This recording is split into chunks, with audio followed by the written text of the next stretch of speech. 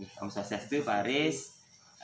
Maksud tiang kesini untuk mendampingi Pak Aris selaku guru penggerak di SMPN 3 Tendang. Nah, mudah-mudahan selama Pak Aris bertugas sebagai guru penggerak, artinya tidak menemukan permasalahan-permasalahan yang bersifat signifikan, sehingga tujuan sebagai guru penggerak itu bisa tercapai dengan baik. Nah, di sini berdasarkan instrumen dari P4TK yang unduh dari LMS, ada beberapa hal yang sekiranya ingin saya tanyakan kepada Pak Aris terkait kegiatan-kegiatan yang sudah Pak Aris lakukan di sekolah selama niki. Nah, yang pertama mungkin terkait pembelajaran, karena mungkin Pak Aris kita bersama ketahui selama niki kan pandemi ini mewabah hampir di semua sekolah, bahkan di seluruh pelosok dunia. Jadinya sebagai seorang guru penggerak harus ada inovasi-inovasi yang dilakukan. Nah, mungkin Pak Aris selama pandemi ini apa saja pola pembelajaran yang sudah Pak Aris lakukan? Mungkin bisa diceritakan sedikit. Baik, terima kasih waktunya. Yang selaku calon guru penggerak, di sini artinya tantangan dalam belajar daring di sini ada beberapa hal yang saya temukan selama ini. Yang pertama terkait dengan kendala jaringan internet. Nah, sehingga kami berusaha merancang dengan menggunakan LMS yang ada di kementerian.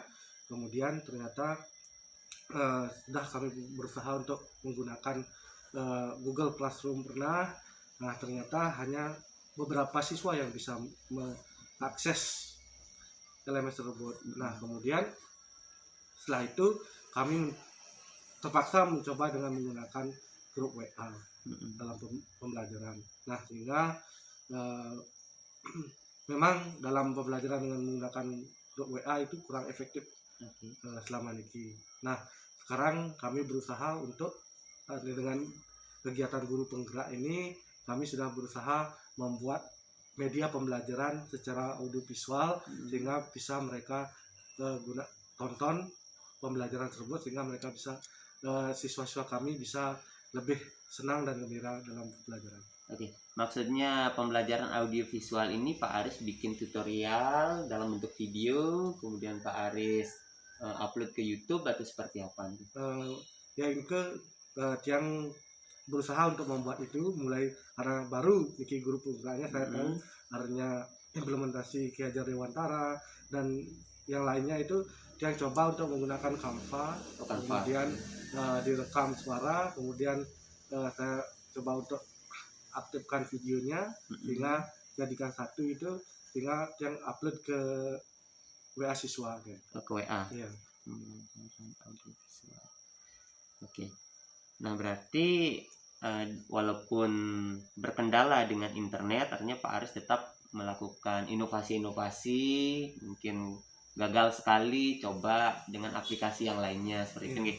Nah, mungkin di sini seperti Pak Aris sampaikan tadi dengan Canva. Nah, Canva itu kan memang aplikasi yang lumayan lengkap juga, fitur-fiturnya yang bisa dimanfaatkan. Oke, berarti untuk permasalahan daring tidak begitu masalah Pak Aris ya, cuma internetnya mantan. Nah, bagi siswa yang mungkin tidak memiliki HP itu bagaimana solusinya Pak Aris? Nah, kebetulan di sini ada beberapa siswa yang tidak memiliki HP. Nah, terpaksa kami menggunakan metode luring. Artinya siswa itu mengambil tugas-tugas ke sekolah, kemudian nanti dikumpulkan tugas-tugas tersebut 1 minggu, kemudian dibawa ke sekolah kembali. Jadi setiap 1 minggu tugas diambil ke sekolah, setelah itu dikumpul kembali. Tugas ke sekolah. Oke, berarti itu solusi yang Pak Aris gunakan bagi siswa yang tidak memiliki HP. Oke. Nah, kemudian berdasarkan LMS yang mungkin Pak Aris sudah sering buka di aplikasi guru penggerak. Nah, di sana kan ada refleksi penerapan perubahan kelas sesuai dengan pemikiran Ki Hajar Dewantara. Nah, mungkin Pak Aris kan tahu filosofi dari Ki Hajar Dewantara kan ada 3, Ing Ngarso Sungtulodo, Ing Madyo Mangunkarso, Tutwuri Handayani. Apakah itu sudah coba Pak Aris terapkan dalam pembelajaran? Nah, kebetulan kemarin sudah dibuka artinya pembelajaran secara PTM meskipun terbatas, tapi saya selaku calon guru penggerak sudah mencoba untuk menerapkan pemikiran-pemikiran Ki Hajar Dewantara, utamanya itu adalah bagaimana kita menghamba pada siswa. Artinya menghamba.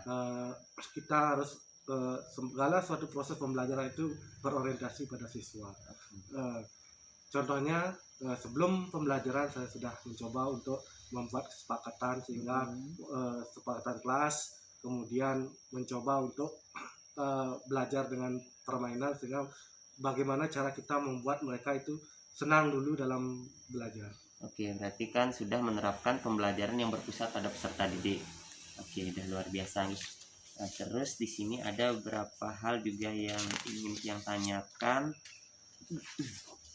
Nah, Niki, yang pertama, selama 1 bulan terakhir ini, apa saja proses yang sudah Pak Aris lakukan? Nah, tadi kan sudah disampaikan dengan adanya tatap muka terbatas, mungkin protokol kesehatan kan juga sangat diperhatikan.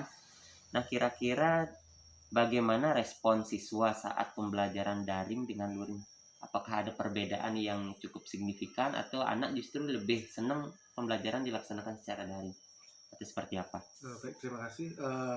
Nah, setelah saya pantau evaluasi kegiatan-kegiatan selama daring dan PTM, ternyata banyak sekali perbedaannya. Yang pertama, dengan menggunakan metode daring ternyata motivasi siswa itu sangat rendah sekali. Terbukti dari hasil kegiatan dan tugas-tugas yang diberikan, banyak siswa-siswa yang tidak efektif yang menunjukkannya. Nah, kemudian setelah dibuka PTM ini meskipun terbatas, ternyata antusias siswa lebih senang dia belajar. Nah, tetapi dengan adanya sistem pembelajaran daring, apakah ada sisi positif yang mungkin Pak Aris bisa cermati? Mungkin tadinya siswa tidak bisa menggunakan IT, sekarang sudah mulai berangsur-angsur bisa, gitu. Ada nggak perubahan seperti itu? Setelah dengan program daring memang banyak hal sisi positif dan negatifnya. Sisi positif yang dia terima, yang sendiri juga dapat manfaatnya.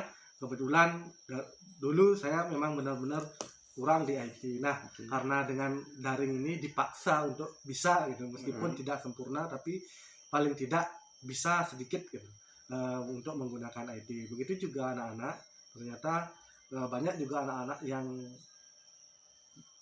senang dengan sehingga mereka bisa menggunakan aplikasi-aplikasi, kemudian menggunakan media-media pembelajaran yang lain untuk belajar di rumah.